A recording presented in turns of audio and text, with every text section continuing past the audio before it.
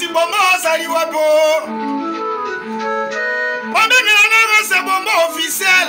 Kofax. Nakacha Maroc. Mon côté mi balete mi satote. Azaka kaka ya mon Bombo si Bombo Kofax. Voici Bombo Saliwapo. Voici Bombo Saliwapo. Voici Bombo Saliwapo. Kofax Saliwapo. Voici Bombo Saliwapo. C'est Bombo officiel. Kofax. Nakacha Maroc. Mon côté mi balete mi satote. Azaka kaka ya mon Bombo si Bombo Kofax. Voici Bombo Saliwapo. Voici Bombo Saliwapo. Voici Bombo Saliwapo. Kofax Saliwapo.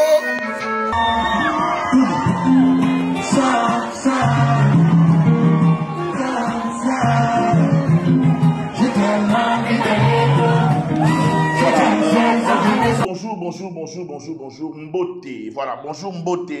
Na ba fidèle abonné ya Rose Bombo officiel na pesi bino vraiment ba Mbote na bino ebele sika Mbozali Baku ya kolanda ngai na tranche to ya musique. Voilà, désormais tranche ya musique, désormais ma solo ya musique, banalise ya musique ezongi. Voilà. Actualité va dire qu'obligé, il y a d'abord, premièrement, pour féliciter Fally Ipupa. Voilà, vraiment, c'est-à-dire, actualité va dire qu'obligé, il y a pour féliciter d'abord Fally Ipupa. T'as ainsi qu'à la bête de la rabat fanatique à Fally Ipupa.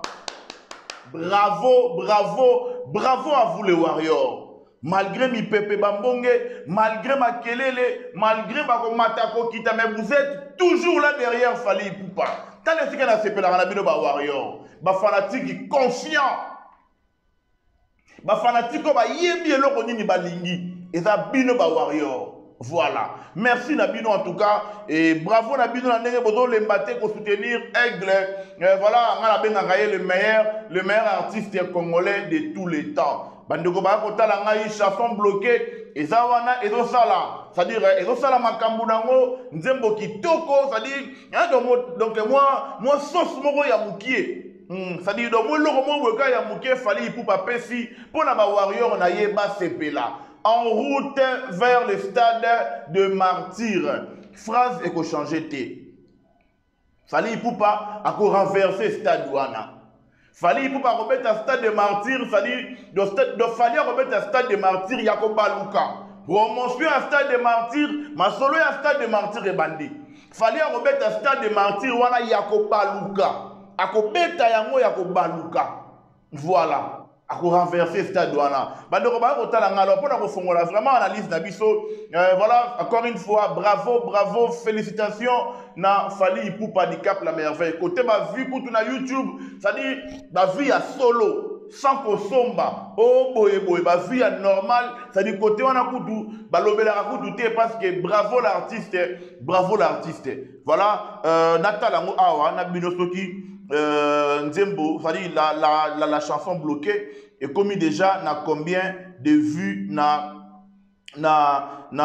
YouTube ya Fally Ipupa parce que en tout cas Ezali est vraiment kitoko Nzembo moko kitoko batu ba sepeli na yango makasi mingi mutuna mutazo bloquer yango na ndenge na ye. Voilà, mutuna mutazali ko bloquer na ndenge na ye. Voilà, na journée moko déjà 885 000 kilos. Voilà, en tout cas, bravo l'artiste, ma vie à solo. Donc, ndenge tola la awa, kalamingi tawa 1 million de vies. Bravo, monsieur Fally Ipupa. Bandeko ba otala ngai. Et là, on a sepeli na yango na chanson bloquée.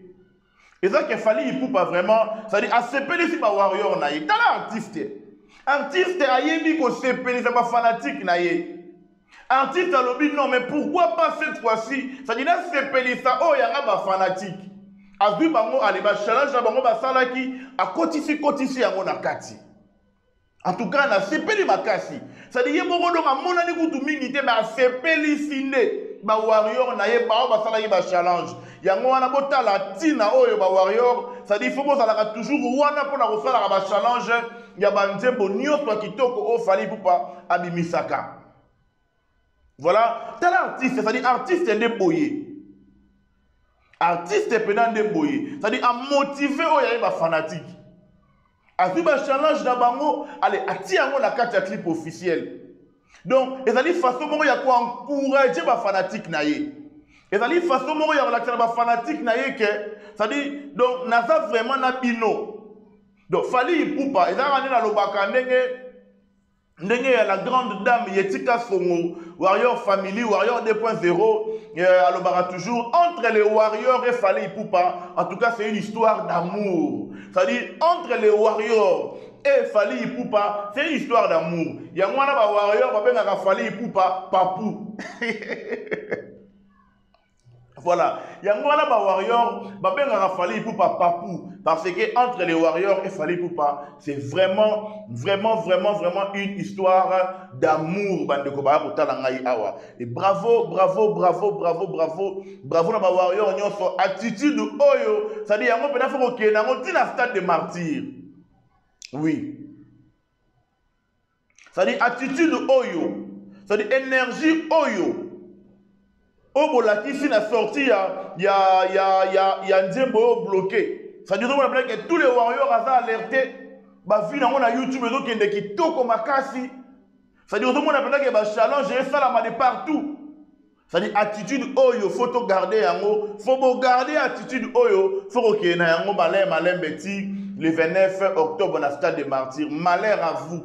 Na yo ke la rabatu musu mawa. Na yo ke la rabatu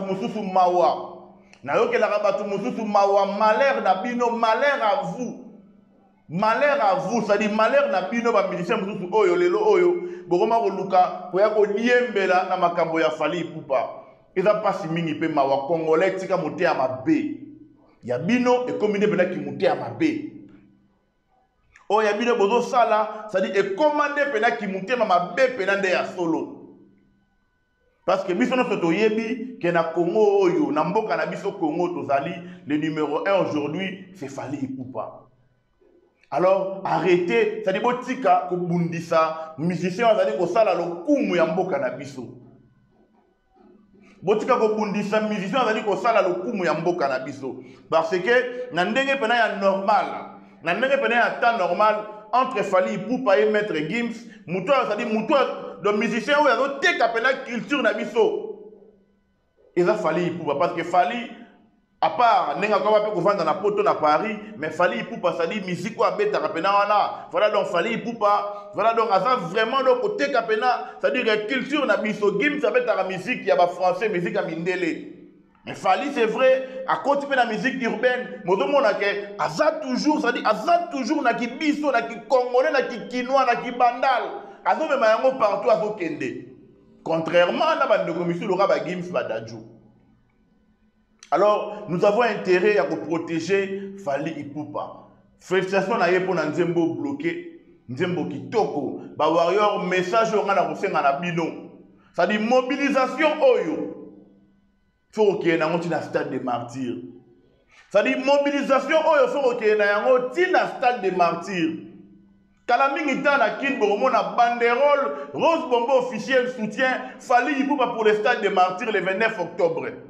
Banderole zo mata Kalamingi na Kinshasa Patricia Milo banderole zo mata Kalamingi na Kinshasa. Parce que ngana soutenara ba meilleur.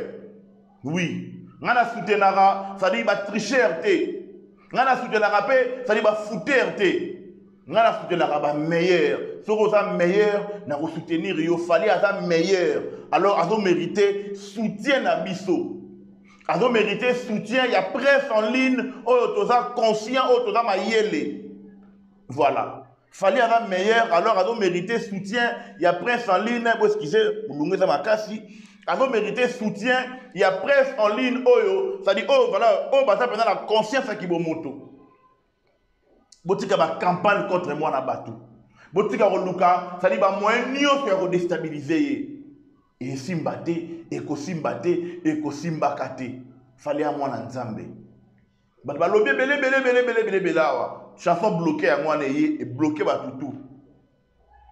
Balobé belé awa chanson bloquée à moi et bloqué batutu et bloqué bangotu.